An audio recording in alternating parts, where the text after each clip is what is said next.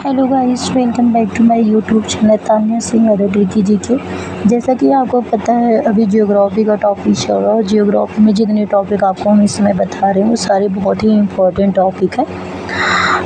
I know कि अभी 2-3 दिन से हमारी वीडियो नहीं अपलोड हो रही थी, क्योंकि इसके पीछे कोई रीज़न है, मैं आपको बाद में बताऊंगी। लेकिन इस समय जो भी वीडियो मैं अपलोड कर रही थी, इसके पहले 2 से 3 दिन पहले बहुत ही इम्पोर्टेंट वीडियो थी सारी। आप उसको ज़रूर देखें, क्योंकि आपके आगामी एग्ज़ामों में आपके लिए बहुत ही सफिशिएंट टॉपिक थी वो सारी चीज़ें।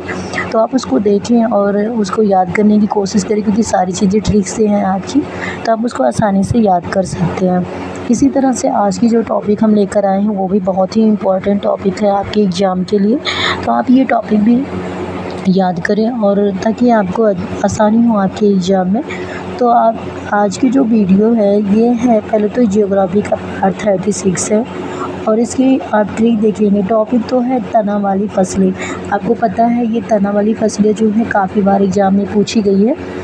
यूपीपी के एग्ज़ाम में तो 2 से 3 बार पूछा गया है। आलू के बारे में पूछा गया, आलू किस प्रकार की फसल है। तो बहुत सारे लोग कंफ्यूज रहते हैं किस प्रकार की फसल है। तो आज मैं इसी के बारे में डिस्कस करूंगी और आपको अच्छे से इसके बारे में बताऊंगी कि कैसे आप समझ सकते हैं कि कौन सी तना वाली फसलें हैं और कौन सी नहीं हो सकती है।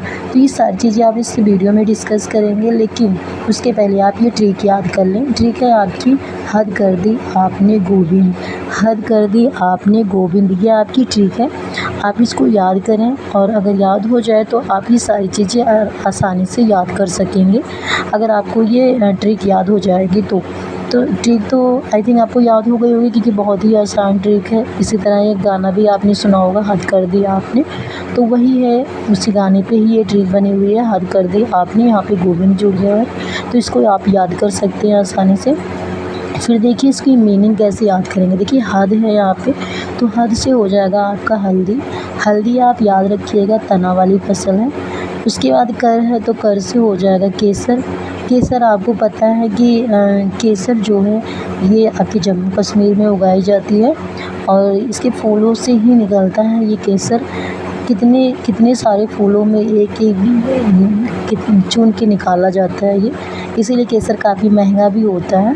तो केसर भी आपकी तना वाली फसल है। दी से हो जाएगा आपका यहाँ पे आदि। आदि मतलब अदरक, तो अदरक भी आपकी क्या है, तना वाली फसल है। आपने यहाँ पे लिखा है, तो आ से हो जाएगा आलू। आलू बहुत ही इम्पोर्टेंट है, क्योंकि काफ़ी बार अगर पूछा गया है तो आलू ही पूछा गया है, और हल्दी भी पूछा गया है 1-2 बार, लेकिन आलू तो 10 बार पूछा गया होगा। उसके बाद यहाँ पे पा है, तो पा से हो जाएगा प्याज। ना अन्य यहाँ पे साइलेंट है।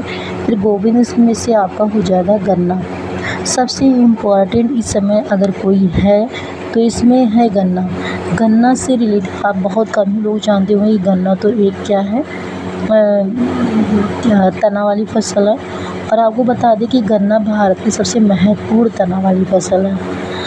इसके तने से बहुत सारी चीज़ें बनाई जाती हैं, आपको पता होगा, शक्कर, गुड़, शीरा, इथेनॉल, ये सारी चीज़ें आपके गन्ने से ही बनाई जाती हैं। और गन्ना उत्पादन करने वाले प्रमुख इसके राज्य भी हैं। उत्तर प्रदेश, महाराष्ट्र, कर्नाटक, बिहार, पंजाब जैसे राज्यों में गन्ने की खेती की जाती है। तो आप इसको याद कर लीजिएगा, बहुत ही इम्पोर्टेंट टॉपिक है। सबसे पहले हम लोग हल्दी के बारे में जानते हैं। तो हल्दी आपको बता दें कि ये भूमिगत तना है, और यह मसाले, रंगाई और औषधि में प्रयोग किया जाता है, इसको याद रखिए। केसर तो आपको बता ही दी कि जम्मू कश्मीर की फसल है, जम्मू कश्मीर में उगाया जाता है। इसके फूलों से चुन चुन के केसर निकाली जाती है। बहुत ही महंगी फसल होती है, बहुत ही महंगी है केसर। उसके बाद आप देखेंगे यहाँ पे क्या है, अदरक। तो अदरक के बारे में आपको बता दें, अदरक भी एक भूमिगत फसल है, और इसको भी उत्पादन करने वाले प्रमुख राज्य हैं, जैसे केरल हो गया, मेघालय, कर्नाटक। उसके बाद आपका है आलू। तो आलू तो आपको पता है ये आलू तने का रूपांतरित भाग है।